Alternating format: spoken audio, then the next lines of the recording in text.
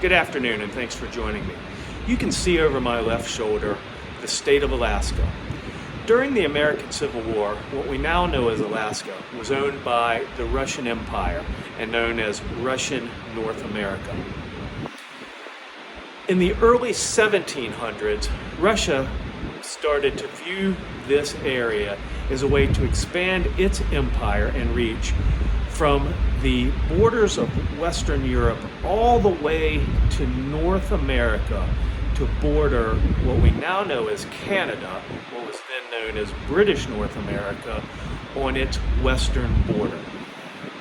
Unfortunately for Russia, by the mid-1850s, which was essentially 50 years after it has annexed this area as an official territory of Russia, the Russian Empire was in significant debt.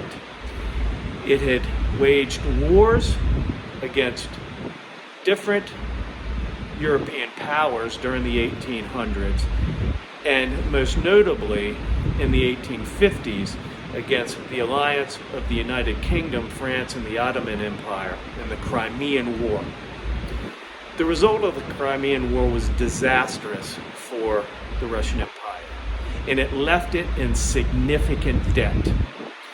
As early as 1857, Tsar Alexander II's brother started to informally float the idea to sell what we now know as Alaska to the United States.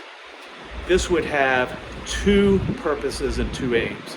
The first, of course, would to raise needed cash to satisfy debt obligations, but it would also pressure on the United Kingdom, which would now have the United States on two borders of British North America, its southern border and its western border. The Russians knew that they could not match the United Kingdom's navy and protect Alaska against any encroachments from what we now know as Canada. And they feared that they would lose it without any gaining of money. So it reached out, again informally, to the United States at that time for the purpose of offering what we now know as Alaska for sale. The United States began to eye this territory, which was north of two soon-to-be United States, California and Oregon, as a way to expand its reach in the Pacific.